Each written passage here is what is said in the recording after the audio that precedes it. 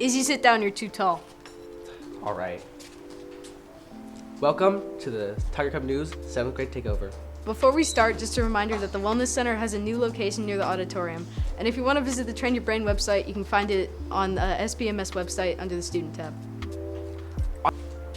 On another note, happy May the 4th. Happy Mother's Day. Happy May Day. Happy Memorial Day. Happy Cinco de Mayo. Happy AAPI month.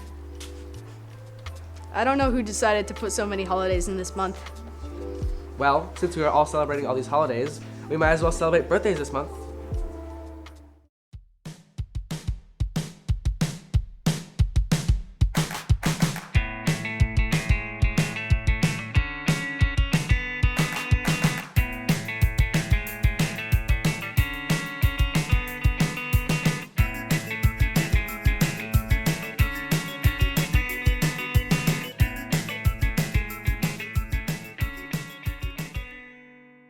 Now, Max is going to tell us about May the 4th.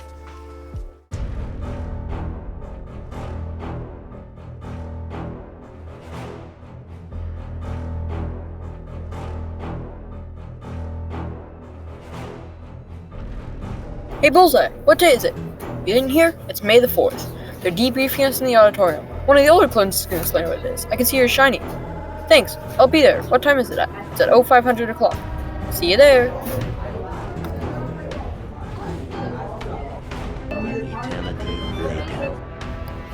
Today I'm going to debrief you shinies about what Star Wars Day is. May the 4th, otherwise known as Star Wars Day, is a Star Wars holiday on May the 4th. It sounds like May the 4th be with you, so people say May the 4th. The phrase May the 4th be with you was often used by Jedi in Star Wars movies and TV shows. May the 4th celebrates all things Star Wars, including you. Margaret Thatcher's party coined the phrase. People in the political party congratulated her by saying May the 4th be with you. Disney, the parent company of Lucasfilm, has recognized May the 4th as a celebration. They often host special celebrations of the day at places like Disneyland and Disney World.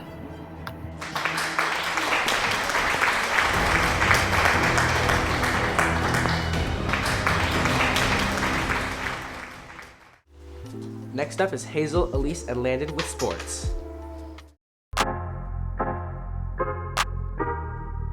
Hello, we're here at the SPMS boys volleyball pregame to interview some players and the coach.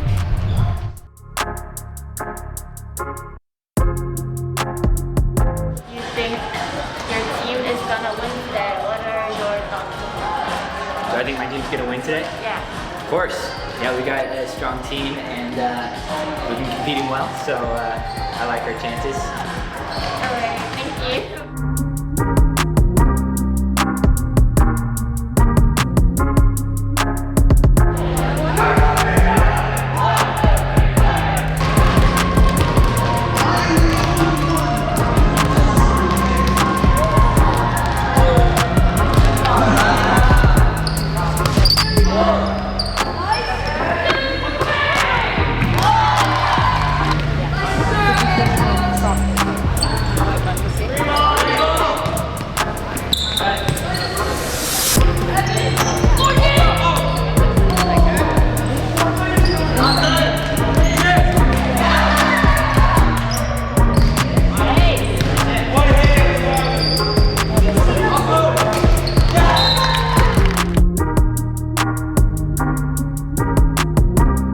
What do you feel about today's game? It was really fun. We did really well together.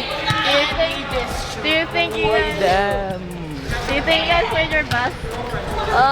Sort of. Yeah. But we destroyed them. Wow.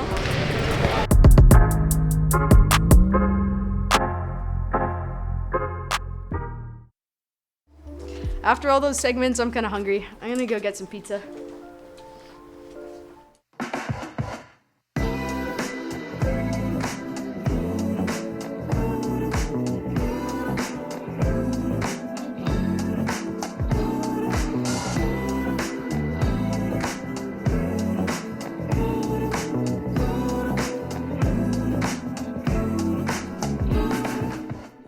Today we're going to share our experiences at Mama's Pizza. First, we ordered 2 slices of margarita pizza, 1 slice of Hawaiian, and 1 slice of Manhattan pizza. Here are our thoughts on the pizzas. How would you rate this pizza? Overall, it was kind of mid. Like, the crust was alright. It was probably a 7.5.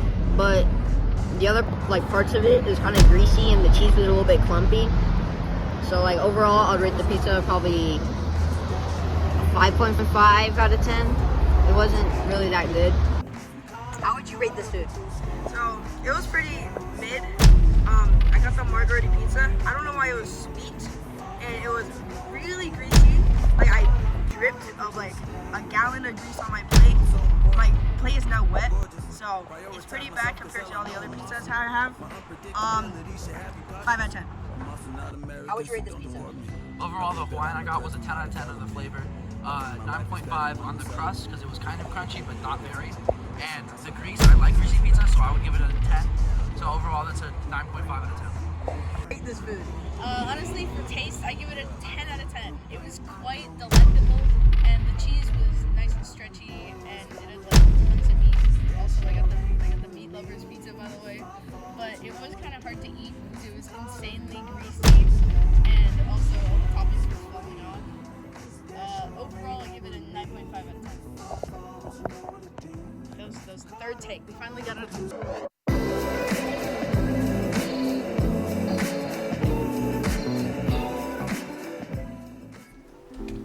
Next, we have a chess segment with Ronan, Owen, and William. Take it away.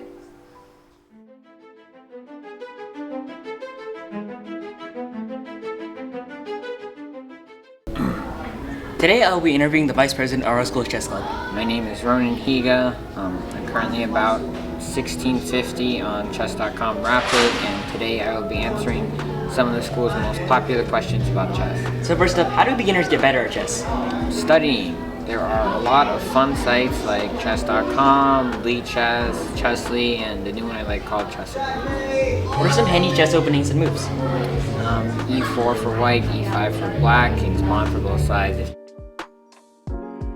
If you want something more advanced, you can try E4, C5, aka the Sicilian defense.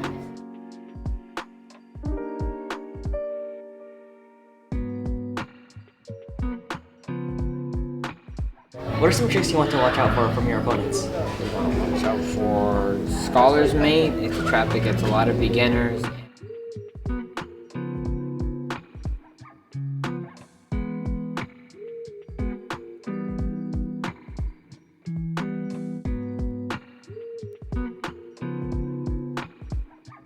And also Wayward Queen, which is less well known, but it still hurts a lot.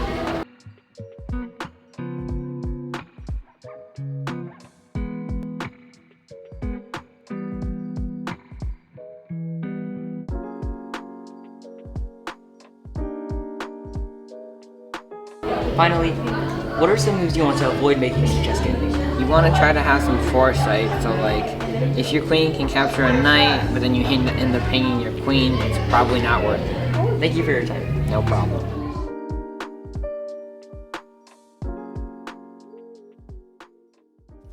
Next, we have a tour of Old Town Pasadena with Dennis. Hi, I'm Dennis. Let me welcome you to City Hall in Old Town Pasadena.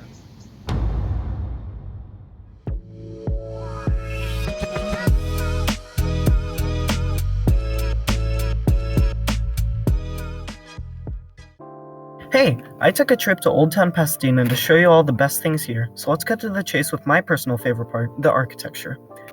So, Old Pasadena's infrastructure is made up of classy, long-lasting buildings that were saved and repurposed from their old versions. The pretty buildings are made with a simplistic, symmetrical style and overall work out for a stylish experience. Plant life and gardens also thrive here, with flowers, bushes, and trees all very present. And seriously, where are you going to find a place with a street called Big Bang Theory Way? Next up, we have the shopping and pricing. Cheesecake Factory, Sushi Roko, Cafe Santorini, Moda Tea Cafe, Earth Cafe, and Fogo de Chao are all very popular restaurants and cafes which offer presentable dining and memorable experiences. Moda Tea Cafe is popular for its souffle pancakes and great boba. These pancakes here are the matcha souffle pancakes, and that berry jam was everything. Earth Cafe is a common area to meet up with friends over a cup of coffee or pick up a quick snack. I was there eating a green tea muffin because I'm broke.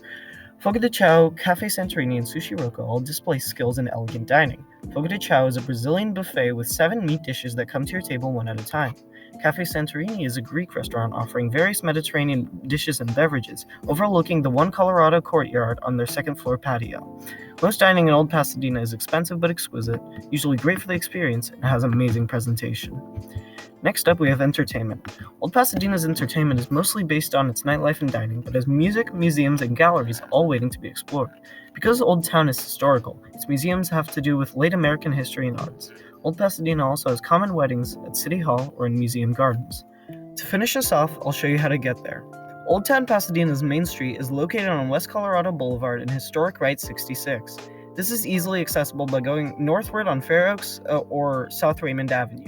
Old Pasadena can also be accessed by hopping on a Metro L Gold line, although I prefer going by bike or walking. Next, we have a review of the original King Kong that came out in 1933. That's like 90 years old. And a review of the new Mario movie. Did they really have to make Chris Pratt voice Mario? In today's episode, I'll be reviewing the 1933 film, King Kong. In this review, I'll be tackling 4 categories: summary, production, pop culture influence, and my own personal rating. When director Denham sails across Skull Island to shoot his new jungle picture, he comes face to face with monstrous creatures, such as various dinosaurs, and most notably, King Kong, the 50-foot-tall ape. He essentially gasses Kong, sails him back to New York to exploit him in chains for a live audience. But best comes to worst when Kong breaks out of his chains, stomps throughout towns and buildings, and climbs up the Empire State Building. Now on to production. The budget for King Kong was about $680,000. They used the majority of this budget for their stop motion and film required to shoot the process. To create Kong himself, renowned stop motion animator Willis O'Brien, who had previously worked on Creation and The Lost World, used a dozen of stop motion figures consisting of aluminum foam, rubber, latex, and rabbit fur, and a 20-foot-tall head and arms used for other shots, like when Anne was taken from her apartment. Skull Island and New York were also miniatures, again single-handedly made by O'Brien. They shot the landing along with footage of Kong destroying Skull Island and near Los Angeles Harbor. They also shot a few shots in New York of background citizens in apartments, but the rest was all miniatures and mini set pieces. King Kong was the first movie to use a rear projection process on a full-length feature film, which basically means that they filmed all the stop motion with Kong, dinosaurs, and trees in front of tiny miniature backdrops. Then they shot the actors looking at the projected image as if it was happening right in front of them. King Kong is one of the most widely recognizable figures in pop culture, ranging from 12 sequels, 2 theme park rides, a full Coca-Cola commercial, along with many other references in comics, film, and television. Now onto my personal rating, I give it a 10 out of 10. I feel like King Kong was such an ambitious concept, and it was perfectly executed in this movie. There's not a dull moment in this movie, and it's really fun to watch.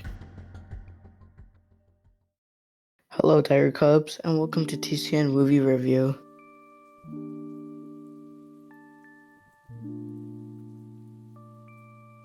The Super Mario Bros. Movie, made in 2023, is a wonderful animated movie created by Illumination.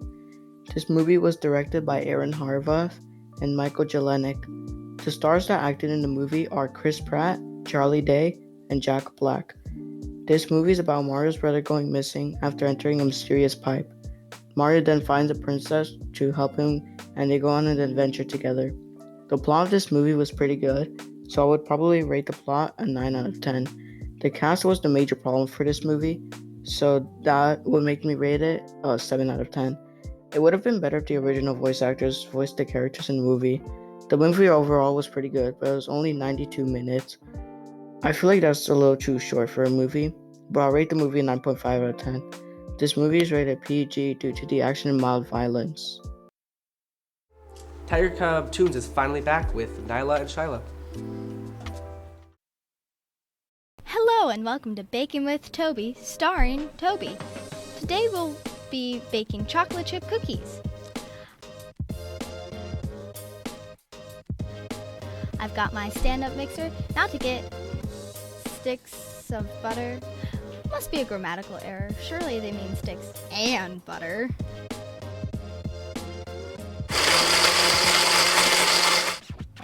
is sugar. Okay, now we need eggs. I know a friend who can help with that. I will forever be traumatized by this experience. Alright, bye, Cheryl. No, my baby. Next is bake soda. Well, that's a little strange, but okay. Now, flowers. Oh, perfect. There's a cup of flowers right there. Now, chocolate and chips, my two favorite foods. Time to bake. Eternity later. Enjoy. Ooh, I should get Cheryl to try some. What is wrong with you?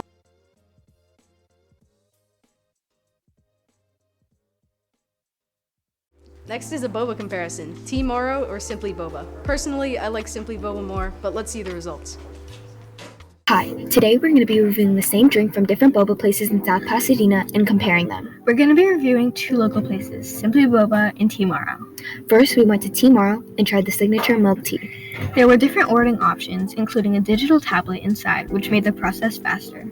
We all thought the boba was delicious, creamy, and the boba texture was just right. It was a very refreshing drink after a long day of school, and it only took a minute to get our drink, so we barely had to wait. The place was clean and bright with many places to sit, including couch seats, comfy seats at tables, and stools, with a view overlooking South Pasadena's Mission Street. We also ordered popcorn chicken, which was great as well. Next, we walked over to Simply Boba, which is right across the street. Simply Boba had multiple different ways to order as well, but it took a little longer to get our drinks. Overall, it was pretty fast. This milk tea was also great, but we thought it was a bit more bitter than the last one and more watery. It was also very refreshing.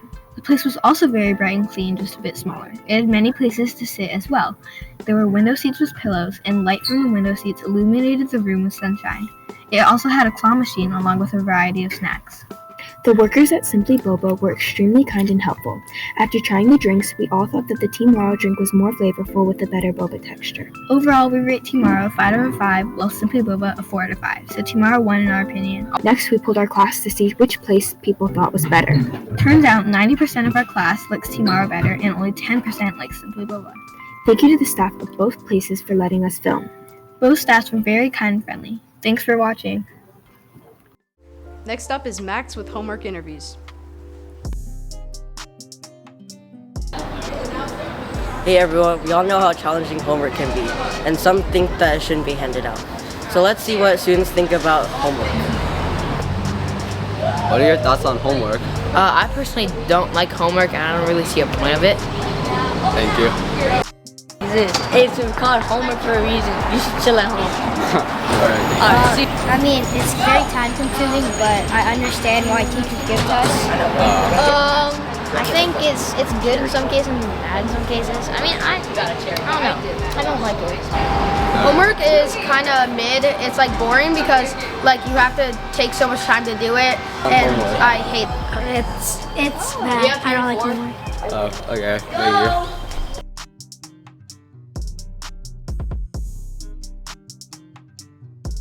We axed this day in history, so here's untimely history. Welcome to Untimely History. Today we will be covering the Battle of Alesia. This battle took place in the September of 52 BCE. Caesar has completed his conquest of Gaul, but something's wrong. The local tribes aren't providing food, and then they rise up in revolt. After several battles, Caesar has trapped the leader of the revolt, Vercingetorix, in the city of Alesia. Caesar opts to simply starve out his enemies until they give up, but Vercingetorix is too smart for that. He uses his local support to call for a massive relief army to defeat the Romans with.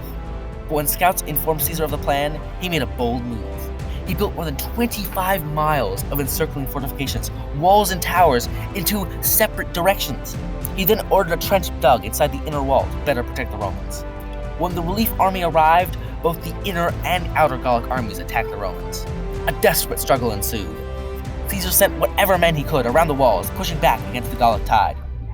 He sent a few hundred horsemen out of the walls to hit the back of the Gallic army, and this tricked them into thinking an even larger Roman force was arriving. The army melted away, running for the hills. The remaining Gauls realized there was no hope in trying to defeat the Romans. Vercingetorix and allied chieftains surrendered themselves and their weapons to Caesar. Nearly 6 years later, having rotted in a jail that whole time, Vercingetorix was publicly executed in Caesar's triumph, celebrating his Gallic victory. Well, that's all for today. Bye, Tiger Cubs. Hi, I'm Dennis. Let me welcome. On another note, happy May the 4th. Happy Mother's Day. Happy Cinco de Mayo. Izzy, I'm you sorry, I didn't can't say it. Audio file 66. The thing hasn't started. You didn't start the thing. Audio file 63. Happy Cinco de Mayo. Okay, I will let you borrow the adapter back.